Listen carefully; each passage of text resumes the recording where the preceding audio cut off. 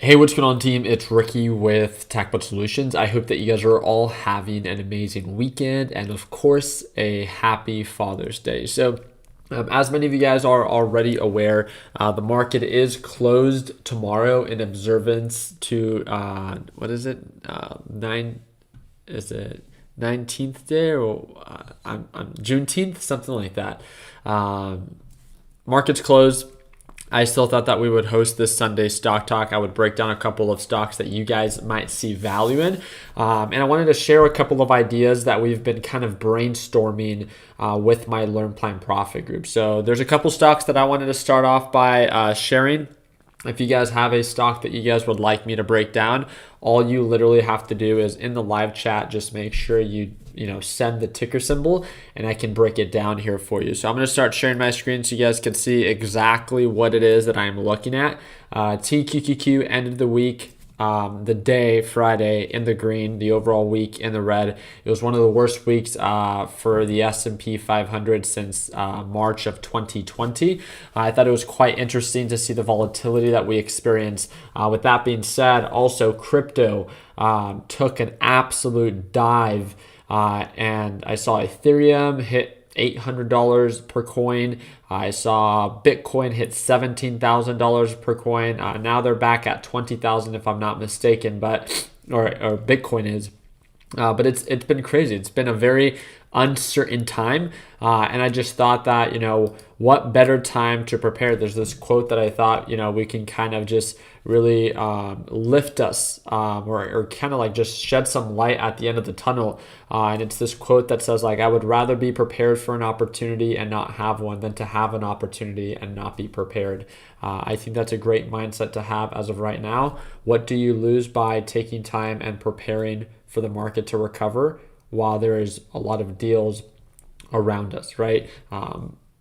Or you can just hope that the market recovers, and then if you don't have a plan, it's going to be one of the worst feelings, you not being able to partake in that recovery because you have no proper structure with it. So let's go ahead, and I wanted to break down American Airlines. This trade definitely would not make sense for a lot of people, but one of the things that I quickly wanted to talk about is the thing that I like about American Airlines so much is how it tends to trade. One of the things that you must understand is that, first off, American Airlines is considered to be a riskier trade because it's trading below the moving average, or we're making lower highs and lower lows. But the reason that I find it to be so attractive is if you look at with where it's at right now to previous highs, which is right around the moving average, it's about 40%. Almost every single time that it sells off, it recovers close to the moving average. It sells off, it recovers close to the moving average. It sells off, it recovers, and again, around the moving average. This time it did exceed it. It sells back off, recovers, moving average, sells back off. Again, you guys see the pattern. It's selling off. There's 40% ROI potential. I'm nowhere near a perfect trader. So one of the things that I wanted to do is, I don't need to make 40%. Even if I make 20%, if I give myself a 50% margin of error, right, where my average purchase price doesn't have to be the best, I can have a very light position size in the very beginning, but I just thought it would be something worth talking about. Where as of right now, American Airlines is still bearish. It's still not really indicating signs of a recovery as we've seen here. So, you either don't want to be in a position right now and or be very lightly invested. But if we begin to indicate signs of a recovery, I just thought that it would at least be a stock worth talking about or mentioning for those that care for the airline industry. American Airlines is one of many different stocks that tends to trade like this. So just make sure that you're aware of it. And I thought it would be pretty interesting. So we actually had this little in-person session at the HQ, and I was actually breaking this one down, and we set my alerts, as you guys can see, as we get close to the moving average, getting close to the EMA over here, and then my other alert once it actually begins to indicate signs of a recovery, which it already did based off of Friday's performance. So let's go ahead and move on to the next one. One of the things that I did want to point out is before I break down one of your guys' stock, again, if you guys want me to break down your stock, just make sure that you share it in the live chat.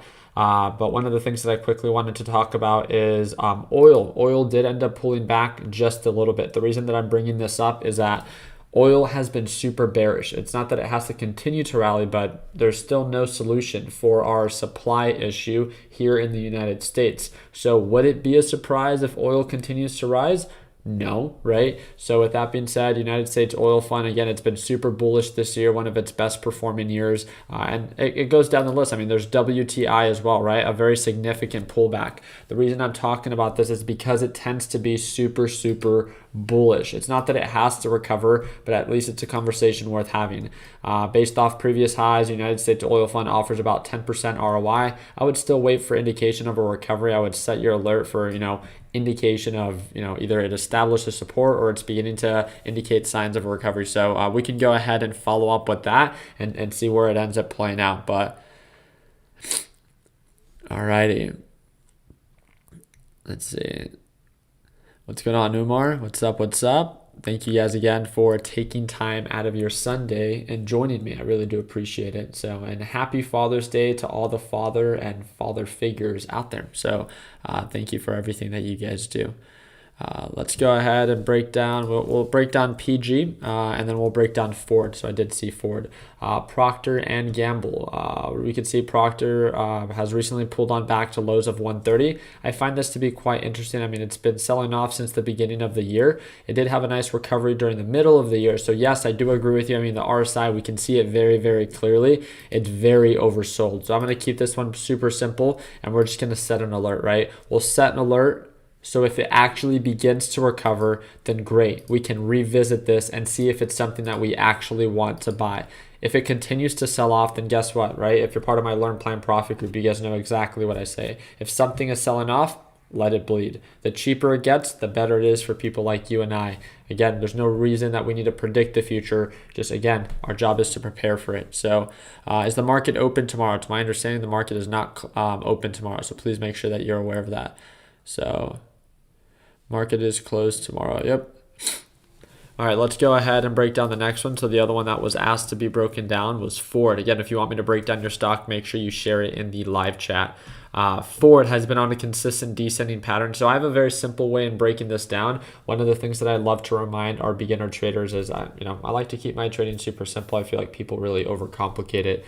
And, Ford is cheap. I do agree with you. But a lot of things are cheap right now. That's not special. Ask yourself a simple question. Are you missing out? Meaning, are you not making money by not being invested in Ford? No, if anything, you're actually saving money, right? Because it's making lower highs and lower lows.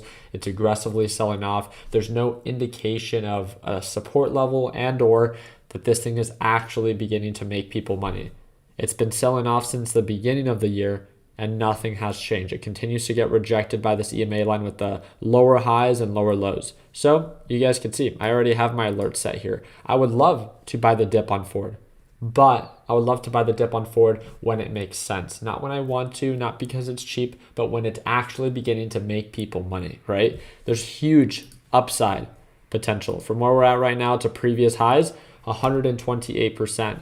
Why be greedy? Why try to force an entry when obvious direction is not in our favor? Again, I feel like that's a very simplistic way in making it easier for someone to understand of when to trade versus when it makes sense to kind of hold back, stay cash, and set your alerts. When you actually begin to see indication of a recovery, then stay calculated. You can take a small position size, average up. As it begins to make you more money, you can add more to it. Again, less is more, especially with current market conditions right now. The more you open yourself to a position, meaning the larger the position, the more you open yourself to risk. It's not just always about profit potential that you should be taken into consideration. I do think Ford, in my opinion, right? In my opinion, I do think Ford is a stock worth watching.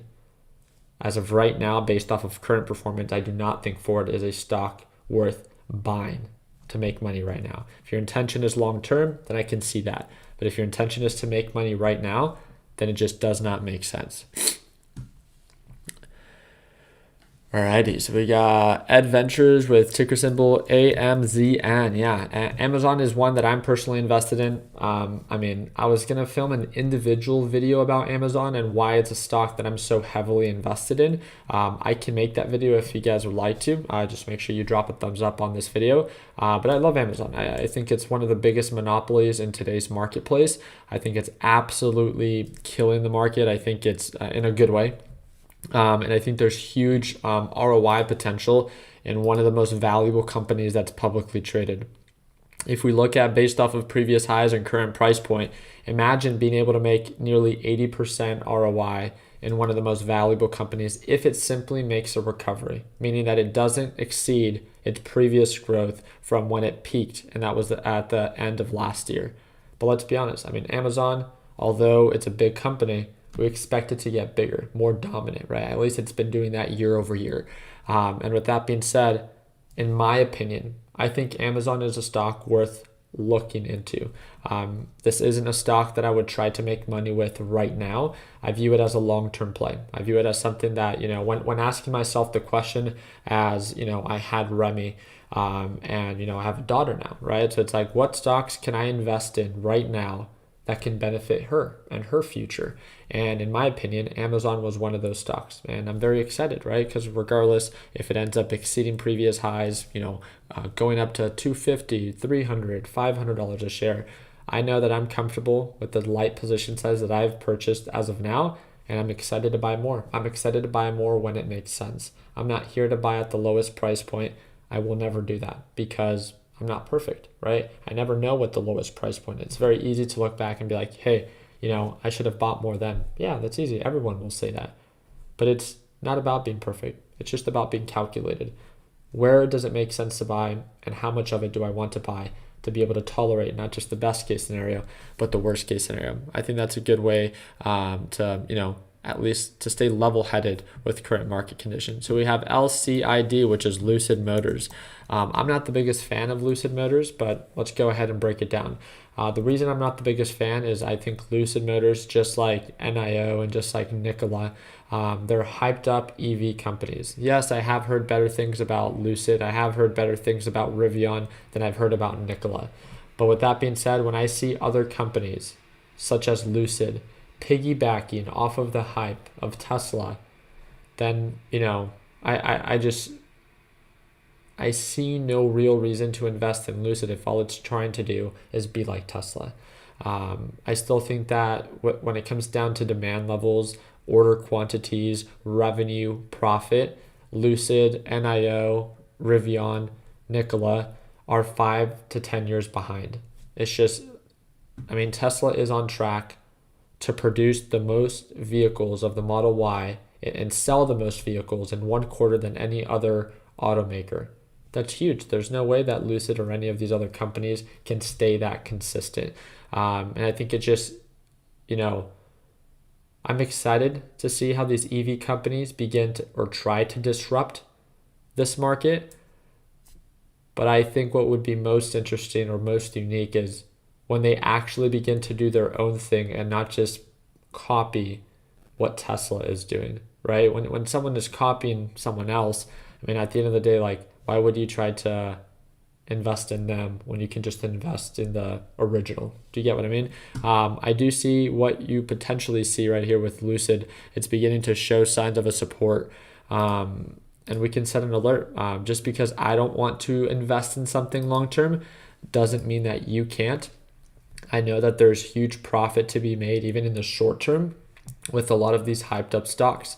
And it looks like it's finally beginning to slow down at the rate that it was selling off. So I would set an alert. I would set an alert for the break above EMA or waiting for higher highs, maybe for the break above 21 or 22. And if this thing begins to indicate signs of a recovery, then why not, right? If you can manage your position size, if you're good at managing risk and you know the importance of locking in profits, you have to admit, right? This is a high risk, high reward type of trade. It gets hyped up and it tanks. And when it tanks, it sells off. And it's a while until it recovers. So you need to be calculated, you need to be effective, and you need to be informed. You can't be emotional. And if you're someone that can't do that, then maybe Lucid isn't for you, right? But set alerts, let's follow up with it. Regardless of my opinion of it, I'm excited. I'm excited to see what competitor actually ends up putting up a fight against Tesla and not just trying to, copy what it is that they do.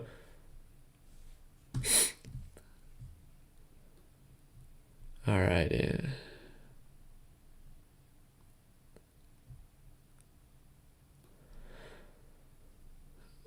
Chipotle is on me. I like that, Umar.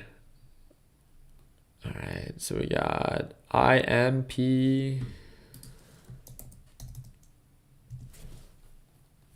I'm not the biggest fan of this. This is a petrol company. It looks like had a nice little aftermarket session. I personally don't trade stocks like this. If that's something that you trade and you trade the short-lived rallies, that's on you. But when I see something so consistently selling off and it gets hyped up, it blows up for a short period of time and then it crashes, those are huge red flags for me. Again, but I'm not an aggressive momentum day trader. I don't trade penny stocks. I don't trade OTC stocks. Can you make money with these? Of course, but you have to be very, very calculated. You have to be very, very good at managing risk and knowing when to lock in profits. If you suck at managing risk, and again, this is just not something that you're going to want to touch. But no, Kevin, I appreciate you sharing this one with me. So thank you. My allergies are still bad. Excuse me. All right. All right, so we got Costco. Yeah, let's go ahead and break that one. COST. Alrighty, so Costco right now trading at 446. We can see that right now we're still trading below the moving average. The thing that I really liked about Costco is its overall previous direction. We have previous highs at 612. We have current price point at 448. I'm right there with you. I think Costco is a company worth looking into based off of recovery potential and how it's traded before. I think it's super bullish.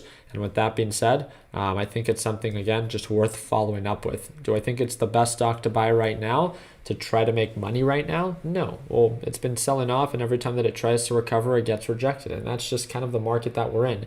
There's nothing else to it. I'm not here to bag on anything to, hope that it sells. It's not about that. It's like, we all know we've been in this market for about 5.5 months. And it's been a bearish market, and rightfully so, right? So our job is to be selective, not scared, right? So this is why we set our alerts. You guys can see my 2 alerts here. I would love to follow up with Costco. It's actually, if I'm not mistaken, it's in one of my main watch lists. So it's in my overstock watch list. So again, I would love to follow up with Costco. I love the recovery potential, over 30% ROI if it recovers to previous highs. I do believe that it can get there, but obviously, based off of current market conditions, I think things need to change. So we'll just have to follow up with it in just a little bit. So nothing is good to make money right now. Well, that's not true, right? Because again, people always love to ask, Ricky, why do I always trade the same thing of TQQQ and SQQ? Let's say that you had that mentality of, well, nothing's good right now. The market's bearish. What's the opposite of TQQQ? It's SQQQ, right? This one goes up when the market goes down. So if you're someone that's like, oh man, like this market sucks. I do agree. This market does suck for day traders that are going long. But if you know about either inverse ETFs, right? There's one for every index. There's one for the S&P 500. There's one for the Dow Jones, and this is the one for the Nasdaq.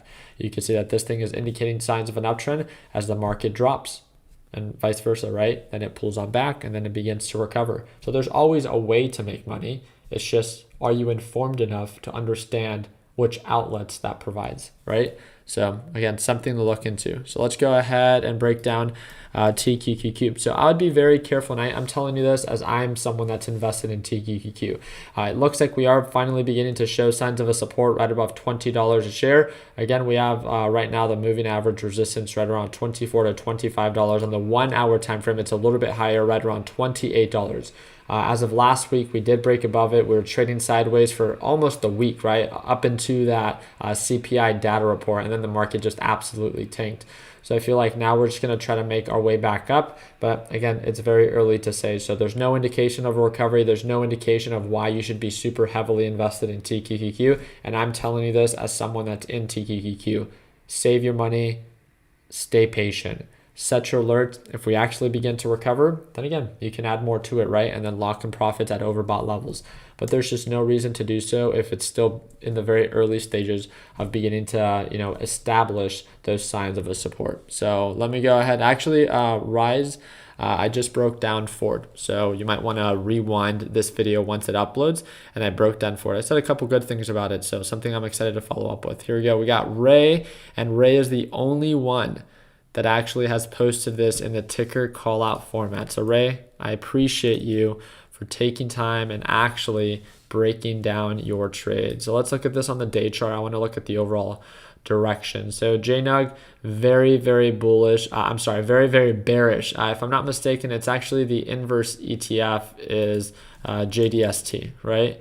So JDST should be the inverse, and this one goes up when the other one goes down. So I do see why you're paying attention to it, because we're approaching previous support level. It is super bearish. So yes, it is beginning to show signs of a potential support, but again, we can never be too confident, right? So let's go ahead and see if we can set our alert here. It looks like it's been trading sideways for about 3 to 4 days. Would you agree? We could see this, right? It sold off very aggressively.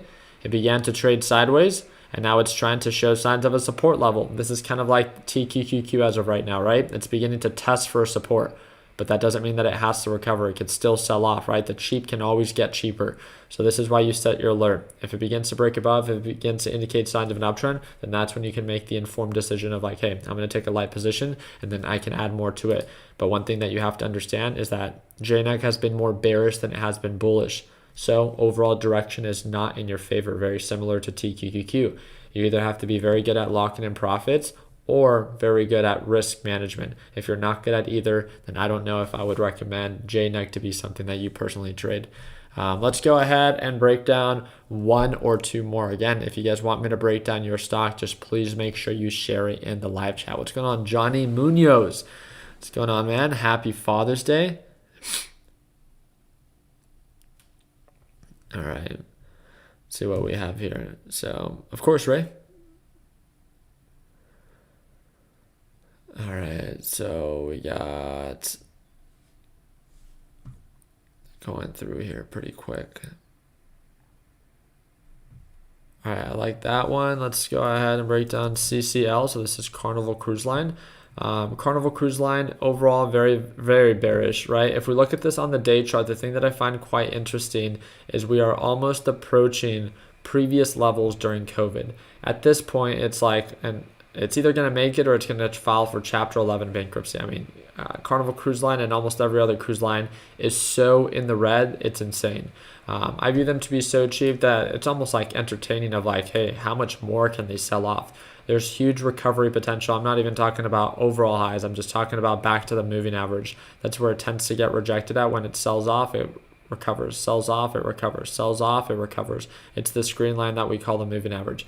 It's been on a consistent bearish pattern, but it looks like it's beginning to show signs of a support with an amazing 9.71% day on Friday. So I think this is something worth for a short-term day trade, especially if we begin to indicate signs of recovery. So we got Umar saying happy Father's Day, big bro. Always appreciate you doing these live streams, especially the morning ones. I know waking up at 6 a.m. isn't, but still for us. So enjoy the Chipotle for the real. Please break down FTX. All right, sounds good. Well, I appreciate it, homeboy.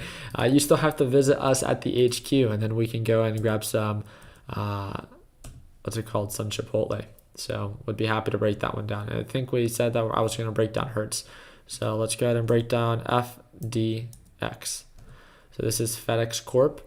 Yep, in the very early stages of a potential reversal. Looks like it's beginning to show signs of a support right on over here. Based off previous highs, about 40% ROI. This is exciting because this is the first time ever since it broke below that it's actually beginning to retest this moving average. So this is a milestone, or what they call a critical level for FDX. And based off of previous performance, I mean, FDX used to trade very, very well, right? We used to see that leading up to this, it was very bullish, very consistent, and it was making higher highs and higher lows. And then the market took a turn for the worse, right? So as of right now, we're in the very early stages of this potential reversal. The next resistance is going to be right around 268, and then the following one's going to be right around that $300 price point. Again, something to look forward to. So, and then Hertz is HTZ, if I'm not mistaken. Yep, there it goes. HTZ. Let's go ahead and break down another one. So if you want me to break down another one, just make sure you drop a like and then share it in the live chat. This one is just, I mean, Hertz has been struggling ever since the pandemic, right? It shot up to highs of $46, if I'm not mistaken. That's after it was announced that it was getting bought out through its Chapter 11 bankruptcy, because that's originally what it filed. And now we're approaching back to previous support levels right at $16 to $17 a share. Yes, it is oversold. Yes, it has some recovery potential based off previous resistance right around $22 to $24. this thing has just been struggling for so long that, it doesn't show long-term growth potential. I can see why someone might day trade this for the potential little rallies that it has from time to time. I just view it to be riskier as overall direction is against you. So just please make sure that you're aware of that. I actually like this. So we have Kevin M posting it in the ticker call out format. I appreciate that. So AMD, let's go ahead and end it with that one. AMD, although I personally love AMD, I also love NVIDIA. I want these stocks to recover, but man, it's just like they continue to get worse and worse. They just continue to sell off, and they're the world's market leader in micro device, manufacturing, right? Over 100% ROI if AMD were to make a recovery coming from highs of 164. Now it's trading at $81 a share. But what do we always say? The cheap can get cheaper. Again, this can continue to sell off. It doesn't matter how cheap that you think it is right now. Direction is not in our favor. This is why if you do decide to buy, make sure that your intentions are in place. You can't be buying now expecting to make money now when the overall direction is against you. If you're buying now to invest in the future, then okay, just make sure that you can tolerate the time that it's going to take. But when it comes down to intraday plays, just allow direction to be in your favor, because as of right now, direction is not in our favor. And the same thing goes for NVIDIA. NVIDIA, again, one of the other market leaders, also very bearish. Huge recovery potential, obviously, before it traded very, very well. It's just the market just isn't having it right now with these two. So please, please, please do yourself a favor. Look out for your future self and just prepare. Now is the time to prepare. You don't have to buy all of these stocks right now. But like we said in the beginning of this video, right? It's the steps that you take today that can benefit your future self tomorrow. Man, I think that's just a great, I would say, mindset to live by as of right now with everything. With markets beginning to pull on back, even with crypto. I'm not big on crypto, but it really gets you to think as things become very, very oversold of like, hey, like I said in the beginning of this video, it's like I would rather be someone that prepares for an opportunity and the opportunity just never presents itself versus someone that gets presented an opportunity and then wasn't prepared for it. So pick your battles, pick your challenges. I'm someone that I would love to prepare for all of these kinds of recoveries and knowing what stocks I'm going to be buying, when I'm going to be buying, how much I'm going to be buying, and what I need it to do for it to be worth a stock buying, right? You can have 1 or 2 or 3 different stocks in your watch list. You don't have to buy them right now. Just create your trade plan. Create your investment plan. Hey, I'm going to buy 10% here. If it breaks above this, I'm going to buy a little bit more. If it breaks above this, I'm going to buy a little bit more. Keep it simple, keep it sweet, but create that plan. Do it for your future self, right? So I really do appreciate you guys' time. I hope that I earned your thumbs up in this video. Again, tomorrow the stock market is closed in observance to Juneteenth Day, something like that. If you guys have any specific questions that you guys would like to ask me, I hope that you know that you can always message me via Discord or via Instagram, and all of that information is provided in the description of this video. Friendly reminder, we are running a $100 off sale. So if you're someone that has been waiting to join my Learn Plan Profit team, if you want to watch me trade live every day, if you want to work with me on a closer basis, if you want access to the A to Z video lesson library, it's all inclusive. It's a one-time payment. It's a lifetime access. And it should be the first or second link down below. It says $100 off, Learn Plan Profit 2.0. And yes, that is the only group that I work with on a closer basis. Friendly reminder, there's a bunch of fake accounts on Instagram, on Facebook, on Twitter that will reach out to you. There's even fake accounts on YouTube that will respond to your comments. I never message you through WhatsApp. I don't have any crypto fund, any Forex fund. I never message you first. In the nicest way possible, I never message you first. If you message me asking me a question, yes, it's me. And again, my only Instagram is the one that's linked on this channel, in the description of this channel. There's so many fake Instagram accounts that will ask you that I will trade for you. I don't do anything like that. So please be aware of that. Look out for yourself. If you see any suspicious account, just send it to me via Instagram or via Discord, and I'd love to, take it down and make sure that we do our part in removing it. So I appreciate you guys' time. Again, happy Father's Day to all the fathers and father figures out there. If there's anything that I can do to better assist you, I hope that you know that I'm one message away. Hope that it earned your thumbs up. Please consider subscribing. I upload new videos every single day. And like always, let's make sure that we end the year on a green note.